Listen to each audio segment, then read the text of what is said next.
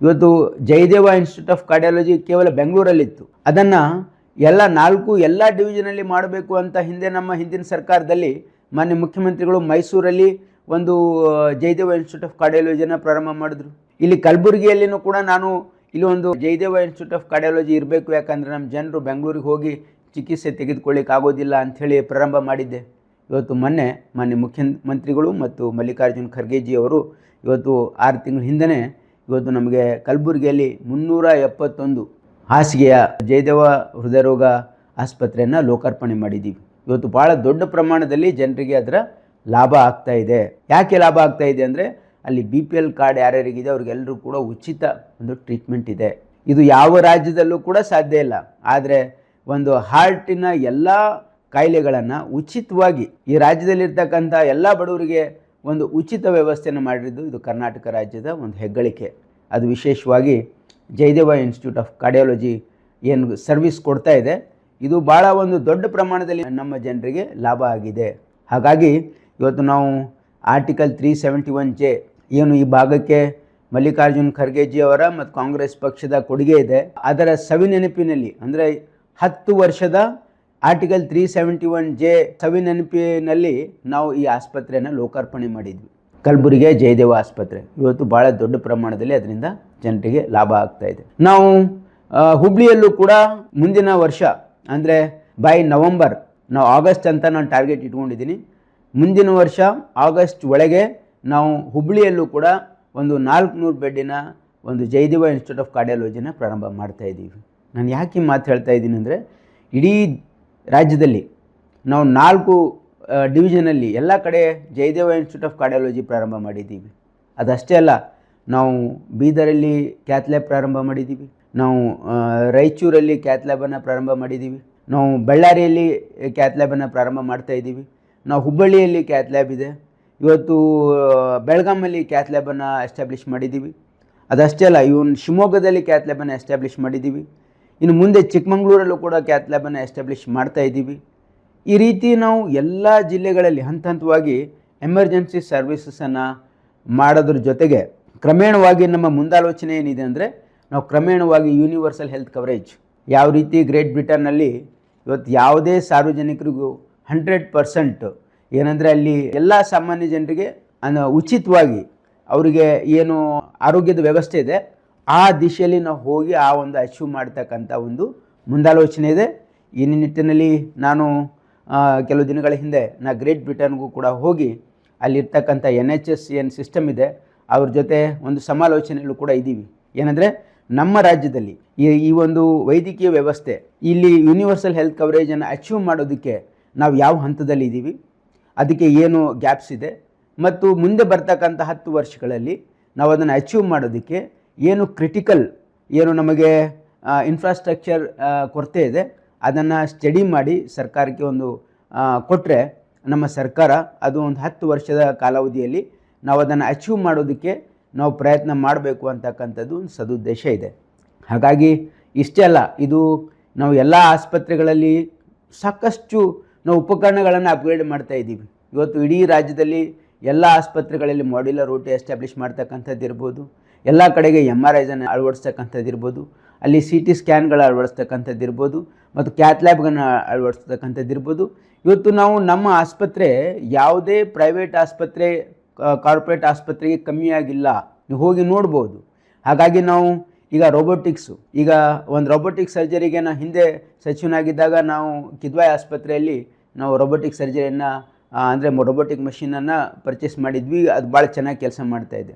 ಈಗಲೂ ಕೂಡ institute of ನೆಫ್ರಾಯೂರಾಲಜಿಲಿ ನಾವು ಒಂದು ರೋಬೋಟಿಕ್ಸ್ ಮಷೀನನ್ನು ಖರೀದಿ ಮಾಡ್ತಾಯಿದ್ದೀವಿ, ಜಯದೇವದಲ್ಲಿ ಮಾಡ್ತಾಯಿದ್ದೀವಿ, ಇನ್ಸ್ಟಿಟ್ಯೂಟ್ ಆಫ್ ಗ್ಯಾಸ್ಟ್ರೋಎಂಟ್ರಾಲಜಿಯಲ್ಲಿ ಮಾಡ್ತಾಯಿದ್ದೀವಿ. ಸರ್ಕಾರಿ ಆಸ್ಪತ್ರೆ ಯಾವುದೇ ರೀತಿಯಾಗಿ ಇವತ್ತು ಖಾಸಗಿ ಆಸ್ಪತ್ರೆ ಕಮ್ಮಿ ಇಲ್ಲ ಅಂತಕ್ಕಂಥದ್ದು ನಾವು ಈಗಾಗಲೇ ಪ್ರದರ್ಶನ ಮಾಡಿದ್ದೀವಿ. ಯಾಕಂದರೆ ಕಲಬುರಗಿಯಲ್ಲಿ ನಾನು ಕಿದ್ವಾಯಿ ಒಂದು ಬ್ರಾಂಚನ್ನು ಎಸ್ಟಾಬ್ಲಿಷ್ ಮಾಡಿದಾಗ ಇಲ್ಲಿ ಲೇಟೆಸ್ಟ್ ಲಿನಿಯಾಕ್ ಮಷೀನನ್ನು ನಾವು ಎಸ್ಟಾಬ್ಲಿಷ್ ಮಾಡಿದ್ವಿ. ಇಲ್ಲಿ ಒಂದು ಪ್ರತಿಷ್ಠಿತ ಕ್ಯಾನ್ಸರ್ ಆಸ್ಪತ್ರೆಯವರು ಕೂಡ ನನಗೆ ಕೇಳಿದರು, ನೀವು ಯಾಕೆ ಮಾಡ್ತಾಯಿದ್ರಿ, ನಾವೇ ಮಾಡ್ತಾಯಿದ್ದೀವಿ ಅಂತ ನಾನು ಹೇಳಿದ್ದೆ. ಯಾಕಂದರೆ ನೀವು ನಾನು ಮಾಡ್ತಾ ಇರೋದು ಬಡವ್ರಿಗೋಸ್ಕರ ಸಾರ್ವಜನಿಕ ಹಿತಾಸಕ್ತಿಯಿಂದ. ಇಲ್ಲ, ನಾವು ಕೂಡ BPL ಕಾರ್ಡಲ್ಲಿ ಸರ್ವಿಸ್ ಕೊಡ್ತೀವಿ ಅಂದರು.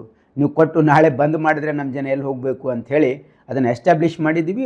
ಭಾಳ ಒಳ್ಳೆಯ ರೀತಿಯಿಂದ ನಡೀತಾ ಇದೆ.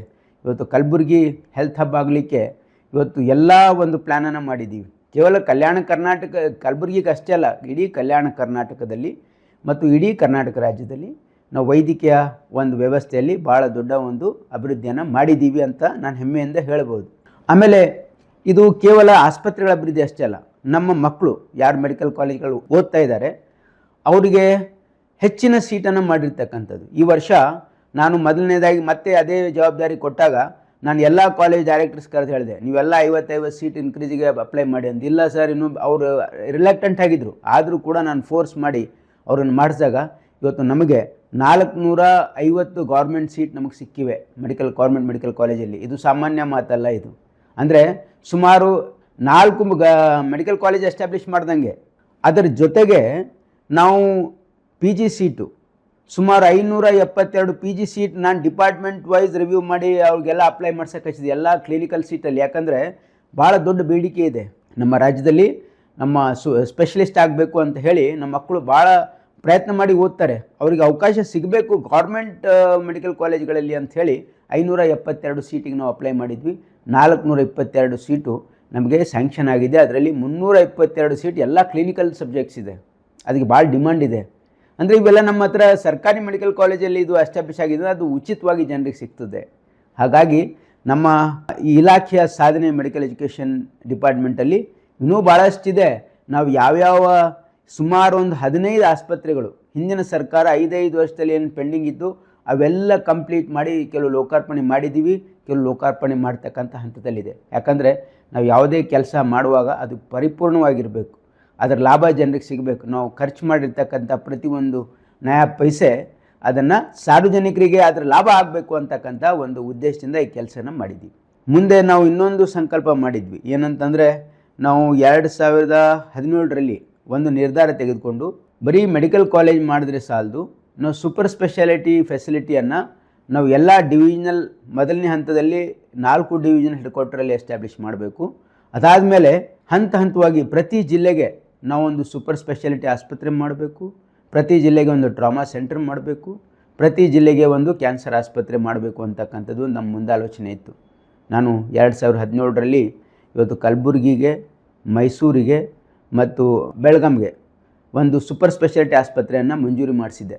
ನಮ್ಮ ಕಾಲದಲ್ಲೇ ಟೆಂಡರ್ ಕೂಡ ಆಗಿತ್ತು, ಕೆಲಸನೂ ಪ್ರಾರಂಭ ಆಯಿತು. ಆದರೆ ಒಂದು ವಿಪರ್ಯಾಸ ಏನಂತಂದರೆ ಹಿಂದೆ ಏನು BJP ಸರ್ಕಾರ ಇತ್ತು, 5 ವರ್ಷ ಅದನ್ನು ಅರ್ಧಕ್ಕೆ ನಿಲ್ಲಿಸ್ಕೊಂಡು ಯಾವುದೂ ಕೆಲಸ ಪೂರ್ತಿ ಮಾಡಲಿಲ್ಲ.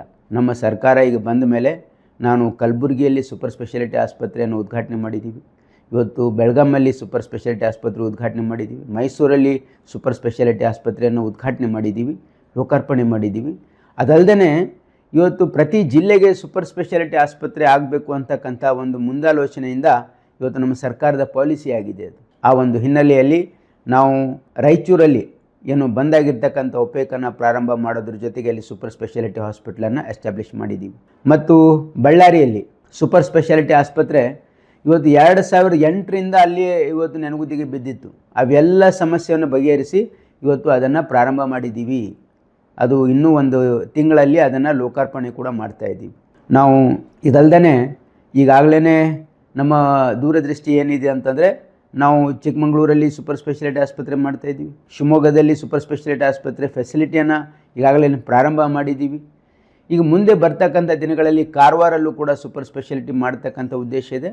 ಪ್ರತಿ ಜಿಲ್ಲೆಯಲ್ಲಿ ಮಾಡಬೇಕು ಅಂತಕ್ಕಂಥದ್ದು ಕೂಡ ನಮ್ಮ ಒಂದು ಗುರಿ ಇದೆ. ಯಾಕಂದರೆ ಪ್ರತಿ ಜಿಲ್ಲೆಗೆ ಒಂದು ಸರ್ಕಾರಿ ಆಸ್ಪತ್ರೆ ಜೊತೆಗೆ ಸೂಪರ್ ಸ್ಪೆಷಾಲಿಟಿ ಆಸ್ಪತ್ರೆ ಇದ್ದರೆ ಅಲ್ಲಿನ ಬಡವರಿಗೆ ಅದು ಸಹಾಯ ಆಗ್ತದೆ ಅಂತಕ್ಕಂಥ ಒಂದು ಸದುದ್ದೇಶದಿಂದ ಇವತ್ತು ಸಾಕಷ್ಟು ಪ್ರಗತಿಯನ್ನು ಮಾಡಿದ್ದೀವಿ. ನಾವು ಬೀದರಲ್ಲಿ ಇವತ್ತು ಕ್ಯಾತ್ ಲ್ಯಾಬ್ ಎಸ್ಟಾಬ್ಲಿಷ್ ಮಾಡಿದ್ದೀವಿ.